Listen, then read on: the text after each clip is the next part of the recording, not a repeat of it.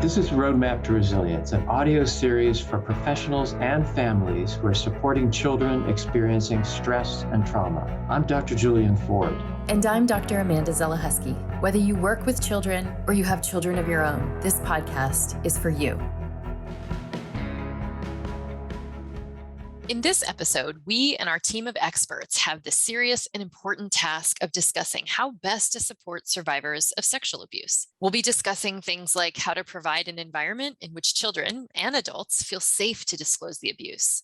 We're also going to discuss how caregivers and clinicians should respond and what the recovery process can look like for survivors and their families as they try to create a path forward. Let's start from the beginning. In order to support survivors of childhood sexual abuse, we need to understand where they're coming from before and after they tell someone about those experiences. So first, we'll hear from Dr. Viola Vaughan-Eden, an associate professor and PhD program director with the Ethlyn R. Strong School of Social Work at Norfolk State University. Dr. Vaughan-Eden is going to talk with us about why children don't always disclose their abuse.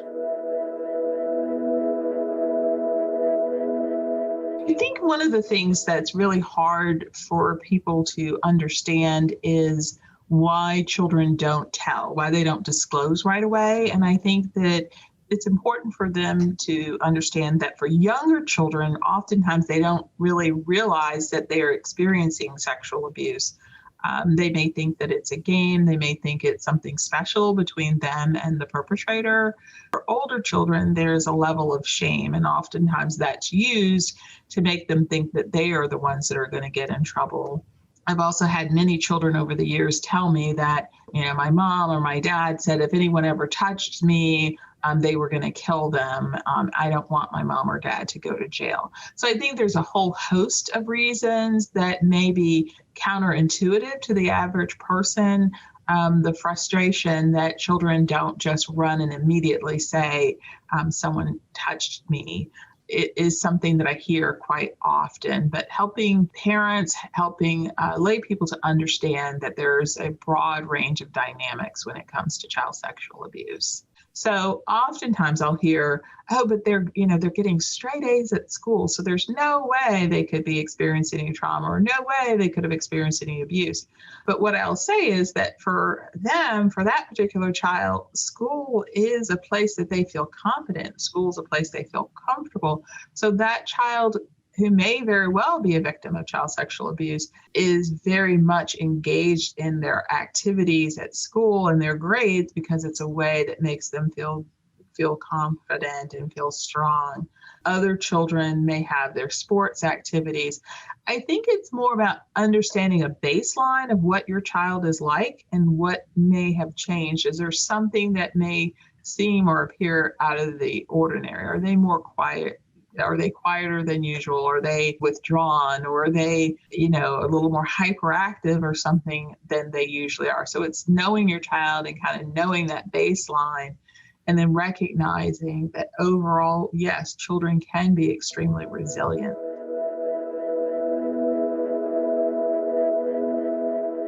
In the past, but when we were more concerned, or at least more aware of sexual exploitation that happened out in the world and not online, it seemed to me that one of the potential concerns would be if a child is just very isolated and doesn't have much in the way of peer contacts or activities.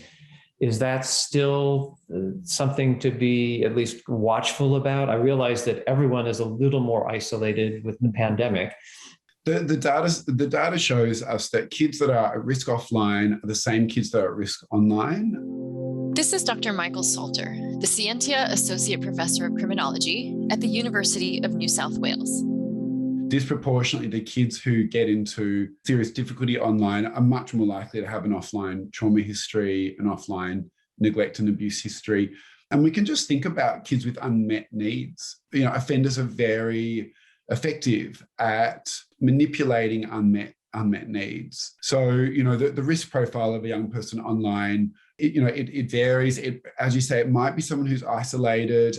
It might be a young person who's same-sex attracted and nobody knows that about them. It might be a young person who's insecure or anxious We've been doing a little bit of work looking at young people with eating disorders and how that plays out online. And I mean, you'll be horrified to know, but there's a particular community of online offender that explicitly targets young girls with anorexia or bulimia online and uses the disorder to actually infiltrate their lives in different sorts of ways. So that point about vulnerability is really an important one. And ultimately, the solution is, meeting young people's needs in a healthy way, in a safe way, to close down those windows of vulnerability.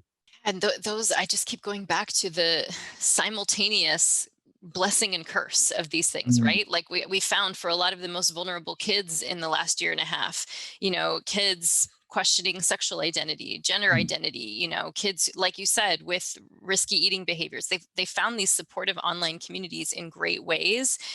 And the flip side is that can also be a real risk area, like you said, for people kind of capitalizing on those vulnerabilities. So it's really hard to know how best to guide your kids when they are exploring in typically appropriate ways to try to find connection and community, but that's what might actually end up landing them somewhere pretty risky online. And I think it's an important conversation to have with young people, just when something doesn't feel right. We do have that conversation about offline, sexual abuse and exploitation. It doesn't feel right. Somebody's stepping over boundaries. And young people might often get that sense of that this is unusual, but they might kind of bury it, or they might not follow that thought. It's just encouraging young people to sort of have a sense of appropriate boundaries, and even listening to that inner voice that says, what is this? And that's an important aspect of online safety, I think. Yeah, and probably those just navigating relationship boundaries, right? Just like you said, with in offline context, it's hard, especially for adolescents, to start to navigate, well, who really is a friend if this person is making demands of me, if they're threatening to not be my friend anymore. Some of those things that we're trying to help them figure out and work through to read people, I imagine, would be similar in these online spaces. I was wondering, because of the impact that shame has, as you were saying, how important is it, and what do you think can happen in therapy that can help a survivor to answer the question, with what happened to me and what I've done, what does this mean about who I am?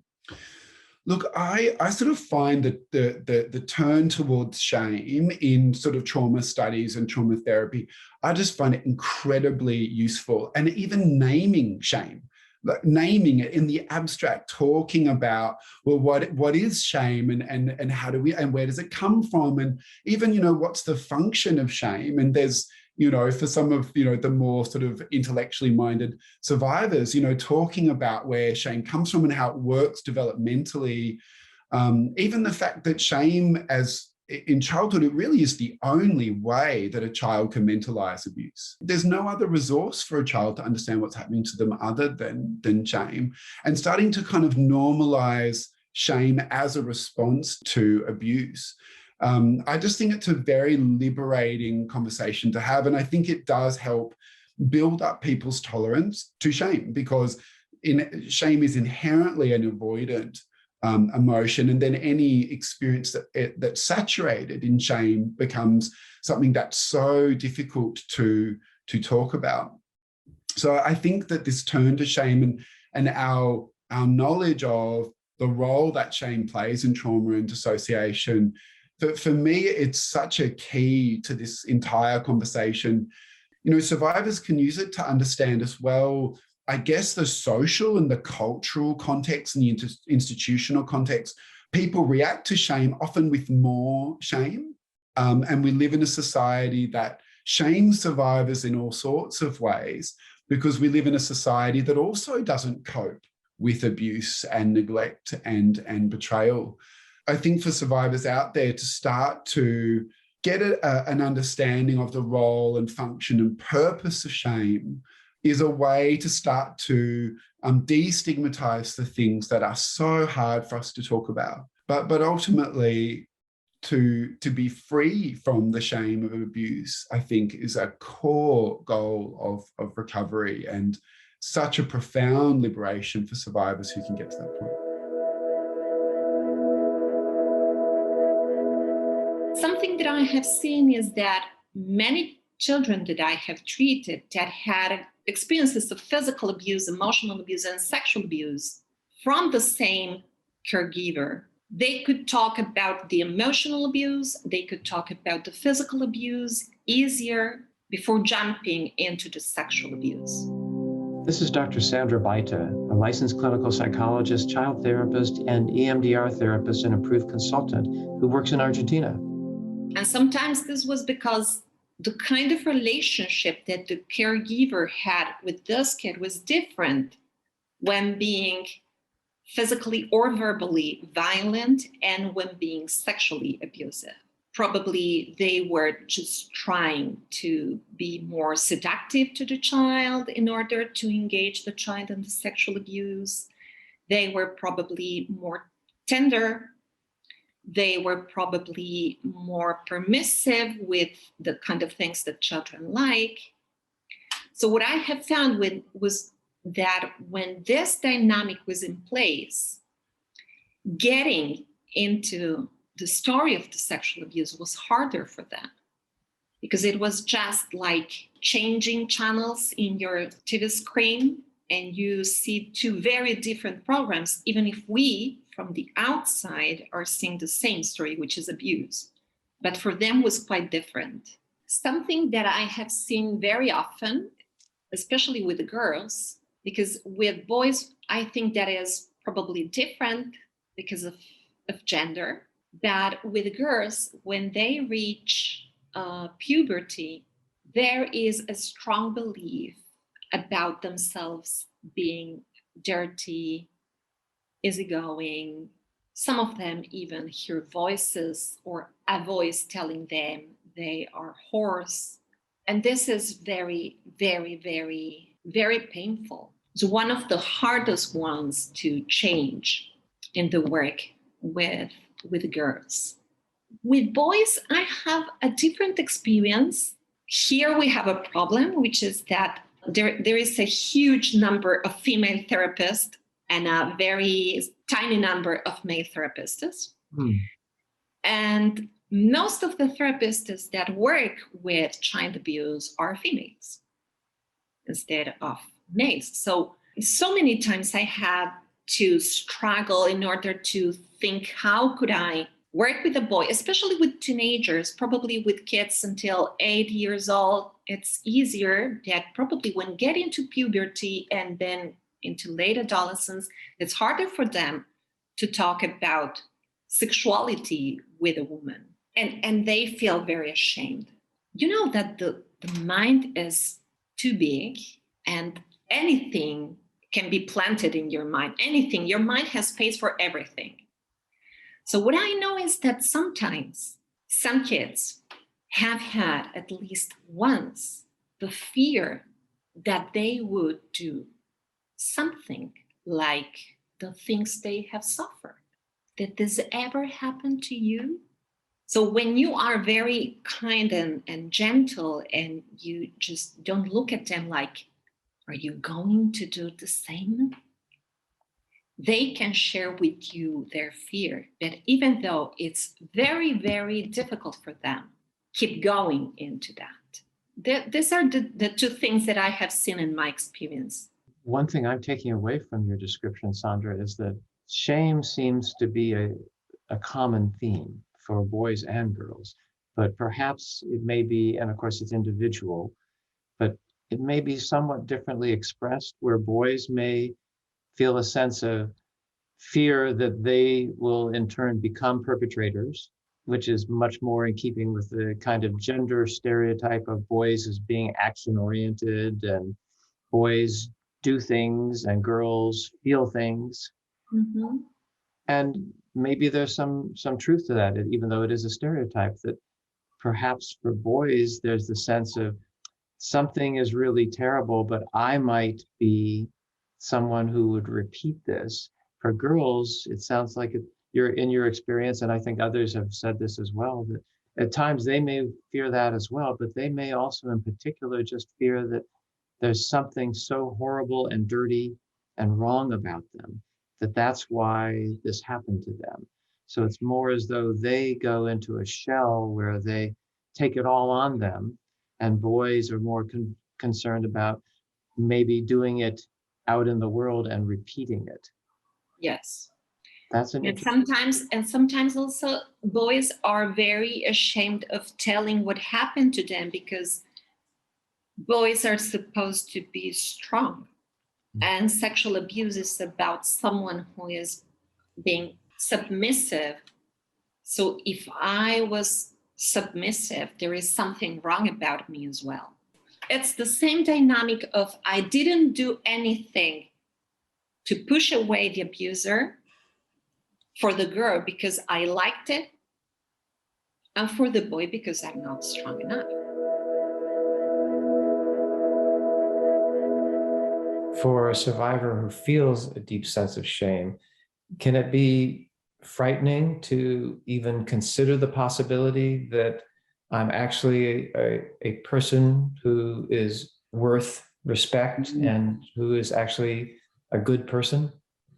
Shame is protective to a certain extent. You know, shame is a defense mechanism. If we hate ourselves, if we're ashamed of ourselves, if we berate ourselves, then, you know, we're not risking hope. You know, we're not risking faith. You know, often people who are deeply shamed are people that have reached out many times and they've had that hand slapped back. And that's, we know how painful and traumatic that is. And so shame has a protective function, and it's scary sometimes to let go of shame.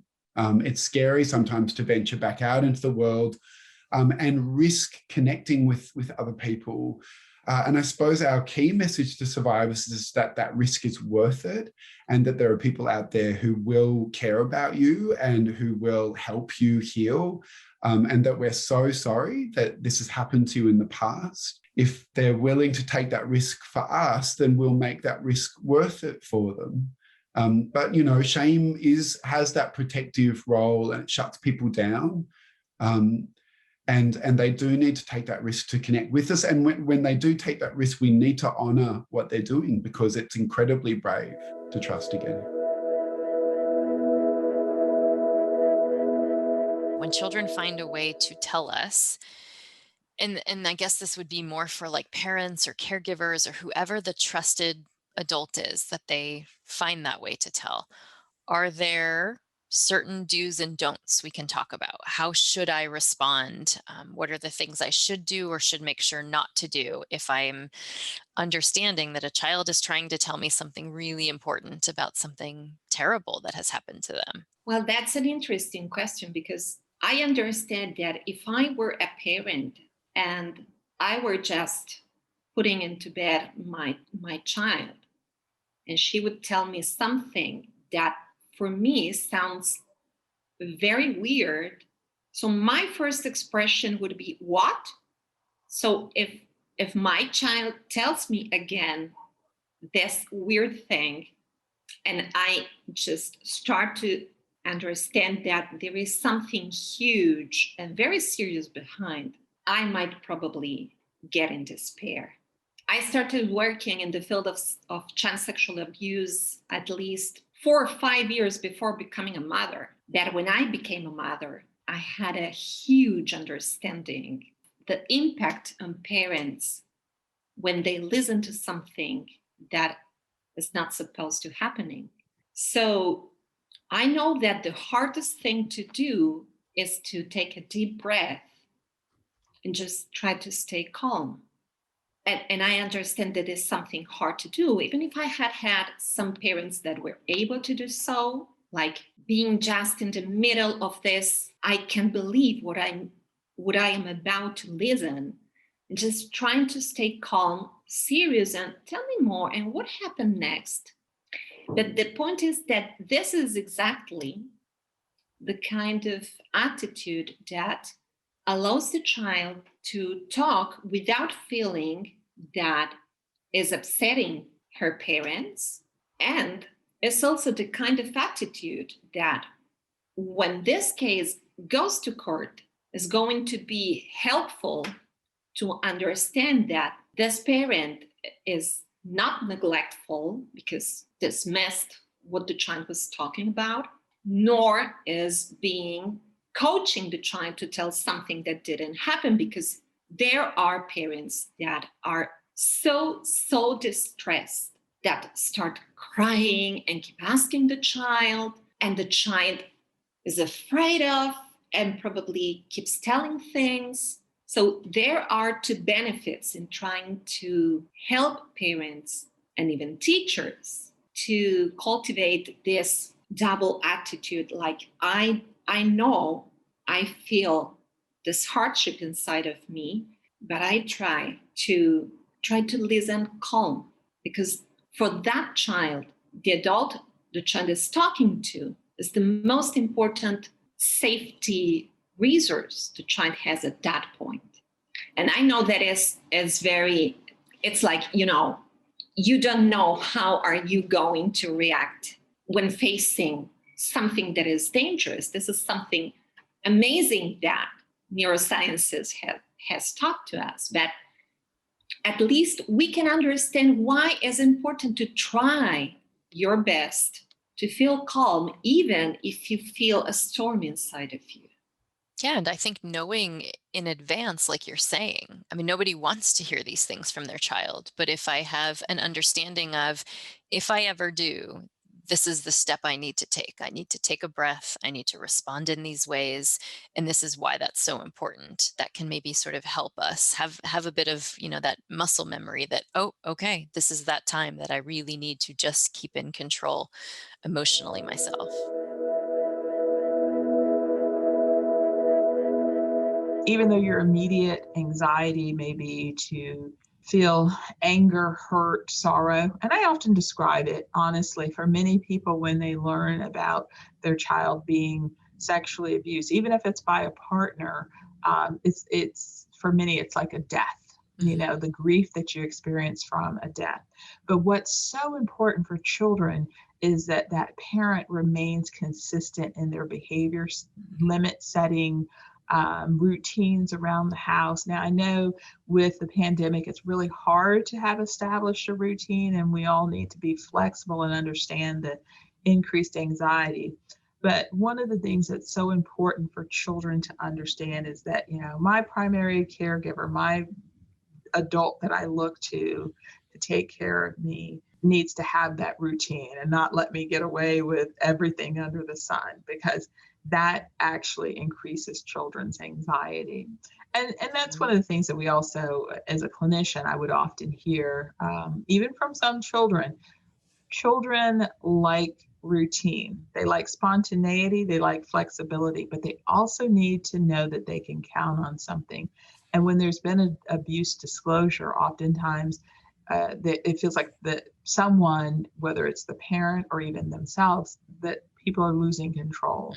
They might see mom crying, they might see parents fighting, they might hear even extended family members engaged in very terse conversations, but they need to know that they're going to be okay. So that again comes back to that level of support. And the level of support means, I'm sorry that this has happened, but yes, you still have to do your homework. You still have to do your chores. It's kind of forging a path forward for them by having that routine, because that routine provides them some safety and security in and of itself. I do want to make sure that we talk some about what happens as children who have experienced sexual exploitation as they grow up. And since you work with adults who've had these experiences, can you just tell us some about what is it that makes it possible for a person who's experienced sexual exploitation in their childhood to continue on in their adulthood and to recover? When we're talking about sexual exploitation in childhood, unfortunately, most of it goes undetected. We know that most child abuse is not detected. So the majority of victims will surface as adults, and their first disclosure, or at least the first disclosure that's frankly listened to and believed, often occurs in adulthood. And, and at that point, we're dealing with someone who's often a mix of strengths and weaknesses. This is someone who is a survivor. They have adapted. They do have, tremendous strengths in that regard. That's taken them to this point, and that's gotten them to the point where maybe they are speaking to a therapist, or they have found someone that supports them. And at the same time, we have the underlying complex trauma, we have the dissociation, we have the emotional dysregulation, and we have the shame. The legacy of child sexual abuse is profound, deep, intolerable levels of shame. So this is a real challenge for therapists. It's a real challenge for mental health services, because this person carries with them the legacy of sometimes decades of neglect and betrayal. And so, this is sort of long-term work. But in terms of what ameliorates the impact of child sexual exploitation, it's people, it's relationships, having someone as a child that believed in you, that believed you, if what happened was detected in childhood, then having someone that stepped in and was protective and was affirming and validating and destigmatizing. And we can never underestimate how toxic shame is to children and to mental health. Then this profoundly alters people's trajectories. But that doesn't mean that in adulthood people can't recover. They do recover. I am a big advocate of evidence-based treatment, because I think we do have the evidence to support effective treatment for complex trauma and dissociation. And we have the evidence to show that it works. But also the need to be very adaptive and to bring in different modalities and to be very responsive to people's needs and people's timelines. And that takes a lot of resources, and that's a real challenge. Most survivors will not be able to afford therapy. They're not going to have private insurance. And unfortunately, the public health system has limited tolerance for trauma, and particularly for complex trauma. And hopefully that will change, but it's going to be a change that's going to take a long time to weave trauma into our public mental health responses. But absolutely, and I think it's a really important message for anybody that's experienced child maltreatment of any kind, which is that, a life well lived, a life worth living is possible for everyone. But we all have a responsibility to make that possible. So if I'm an adult survivor of child exploitation listening, and, I maybe have never told anybody about it because of all of the fears and reasons that you mentioned, not being believed. And, so when you're talking about evidence-based treatment and all of these ways that I can have a life well lived, can you talk about what that means? Like, if I have no idea what it would look like to seek treatment, or what treatment might be like, if I am lucky enough to have access to that, can you just talk about what that journey might look like? So typically trauma therapy, and I'm speaking to two therapists who know this much better than I do. I'm a criminologist by trade. I just spend a lot of time with therapists.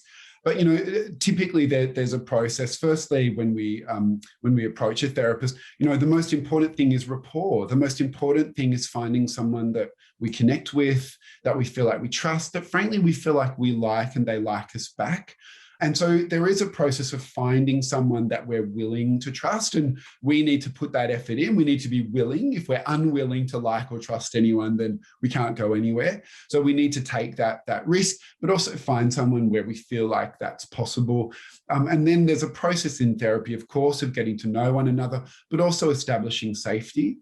When people approach a therapist, they might not at that time be physically safe, and there might be ongoing sexual exploitation and abuse. They might be in a violent relationship, and there might be a lack of inner safety as well. So they might not feel emotionally safe yet. So there's a process of establishing safety and establishing kind of the boundaries around that in different sorts of ways, and then once there's that security, then, for a skillful therapist, there's the opening up and the exploring of the trauma itself in different sorts of ways.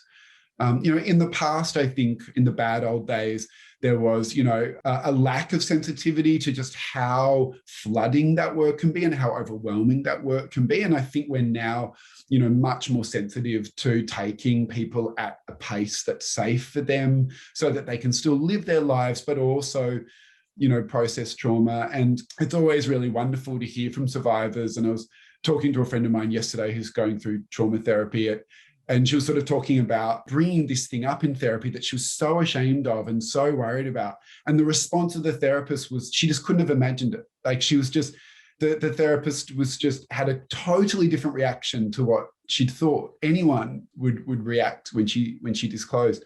And just how freeing that was for her. You know, it was just so incredible. So these are the sorts of breakthroughs that we sort of see in this period of time. And as people start to kind of mentalize and metabolize their trauma, and then there's a process of kind of what next, you know, as that more intensive trauma work comes to an end. And then kind of what next? What sort of life do I want to live? What's possible for me now that I've put some of these things behind me and also built skills? You know, there's much more of a focus now on skills building in the context of therapy, so that, you know, okay, I still feel shame, but I've got the skills to tolerate shame and manage shame. It's not paralyzing for me anymore. I'm not terrified of conflict in the way that I was. And those skills continue, you know, long time after therapy might have come to an end. So, you know, that process for some people might be a couple of years, it might be 5 years. For some people, they're going to need long-term support. They might need to still be talking to someone for 10 years or sometimes for 20 years in really acute cases. But undoubtedly, what we see is improvements in quality of life when people get effective trauma therapy, improvements in quality of life, reductions in hospitalizations, reductions in self-harm, reductions in suicidality, and those sorts of things are happening relatively quickly, you know, within 6 to 12 months of the onset of therapy. And so it's really wonderful to be able to sort of take that story out and to tell that to trauma survivors. But the process of starting that journey, finding the right person to go on that journey with you, that's a really important one. It's a really important one. That was a wonderful description. My gosh. See, do you see why I asked you that, Michael? Like, because therapists sometimes don't know how to get out of their own way and explain it as beautifully as you just did. That was one of the best explanations I've heard of the trauma therapy process in a long time. So we talked about trauma therapy and ways of providing clinical support. But as we think about recovery, what role can caregivers play in helping children who they're caring for develop the resilience that's necessary in order to fully recover from sexual abuse? I love talking about resilience, but I think what I worry sometimes when we talk about resilience is that parents will swing the other direction. You know, just from history, we've often treated children as if things that happened to them in childhood had no impact on adulthood, like that somehow there's this light switch that when they turn 18, that anything happened prior to 18 just kind of washes away. Magic eraser. Right, exactly. And so that's what I worry about. But yes, children truly are resilient and amazing. But I think their resilience, or at least with children that I've worked with who've been sexually abused, and I think the research does support some of this, a child's ability to recover and cope with their sexual abuse experience is really dependent on that non-offending caregiver, meaning the person who wasn't involved in their sexual abuse experience, but who's there supporting them and letting them know that they are going to be okay, that we can get to the other side of this. We can talk about this. This is not something that has, you know, made you less of a person. It's that in particular, it's been non-offending mothers, but I think over time we're realizing it is whoever that kind of primary caregiver, being supportive and allowing them to receive whatever services might be needed is what really contributes to their ability to recover from sexual abuse experiences. So there are a number of child advocacy centers now that also incorporate the opportunity for family therapy, parent-child interaction training, individual counseling and support for that parent. So doing an assessment, you know, and I'll say this, it is somewhat ashamed to say, in the past, when we did assessments of parents, it was more or less because of their, quote, failings, that somehow they had failed to protect their child. And now, you know, 25 years later, we realize, no, what we need to do is assess them to help identify what services they need so they can provide that support that they need. Many parents will say, I was abused. I either didn't tell or I told and no one helped me. I turned out okay, but I know I could have turned out better. So it's just about making sure that even if the parent needs the individual counseling, that counseling is made available. The other thing is financial resources. Many times children are abused by the father or father figure, one of the breadwinners in the home. So it becomes a financial reason that a child may not disclose for fear of either being put in foster care or the family losing their home. So helping that family, the mother or whomever, identify financial resources that they can have at places they can get support from. So again, when I said biopsychosocial, it's kind of looking at the family as a whole, because the children don't live apart from, their family.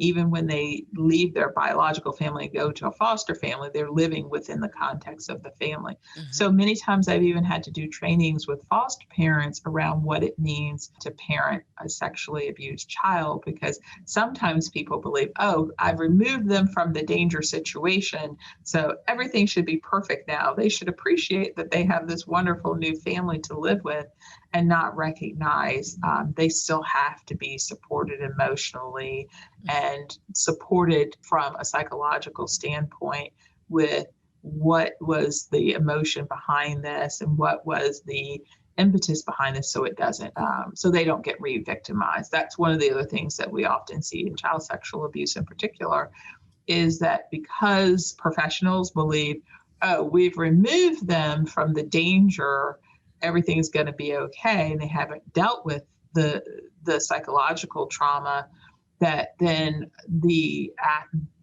child is kind of set up almost to get re-victimized, because no one has helped them to understand ways of protecting themselves in the future, or that it's okay to tell and how to go about telling.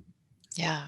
Yeah. So focusing not just on the child, but on the whole family, but then also you mentioned some of these systemic things we have to really think about, like financial support and context. So good.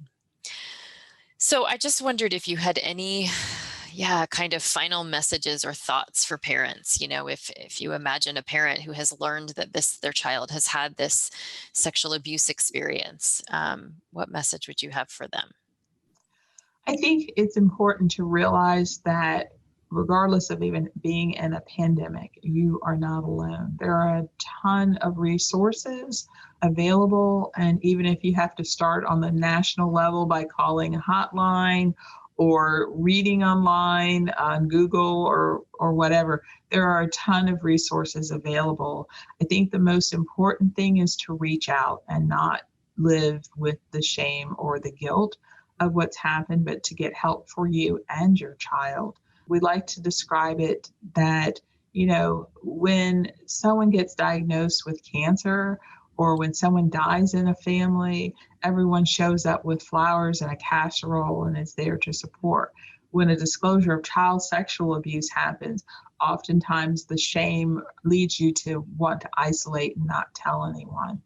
You don't have to always tell everyone all of your business, but it's important to know that there are support systems and professionals available to you and available to your family.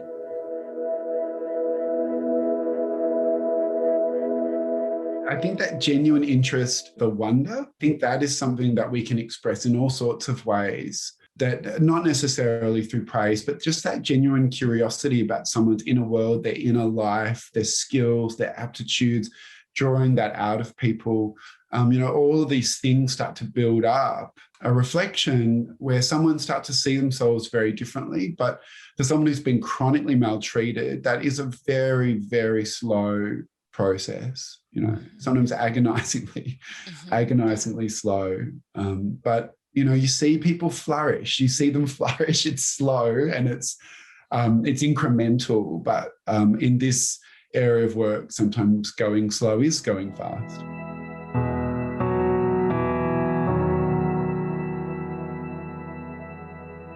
So what we've learned is that when children experience sexual abuse, the process of recovery is complicated, but it comes down to some really key basic points.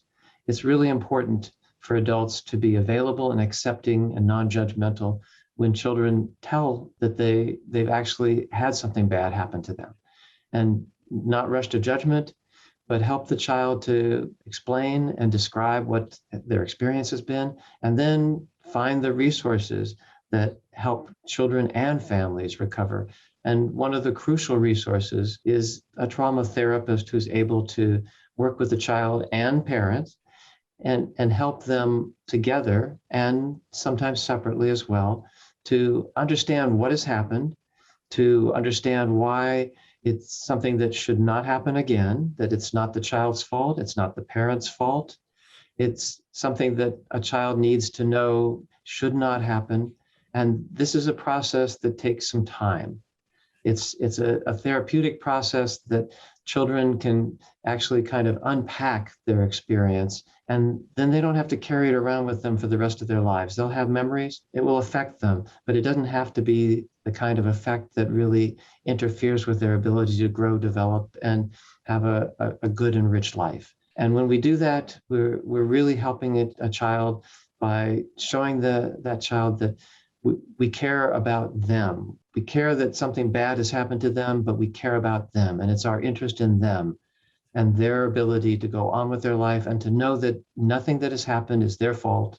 Whatever they need in order to be able to feel that they can go on with life, that they can be safe and feel secure and have a happy life, that's what we're going to work with them in providing. So it's complicated, and yet it's very simple. Yeah, and I think some of the simplicity of the suggestions we heard from some of our guest experts were excellent, right? That there are better or worse ways to respond when a child discloses sexual abuse, that there is help available. There are people who know how to work with you and your family and your child on, navigating your way through this difficult period, but also carving a path forward. And I think just the fact that the emphasis on the process is quite often very slow, but there is a process and there is progress to be made. So I really appreciated the way that the different perspectives we heard, were encouraging survivors and encouraging their family members, and also just reminding all of us that families that are going through something like this are going to need a lot of support. That means structural support, that means community support.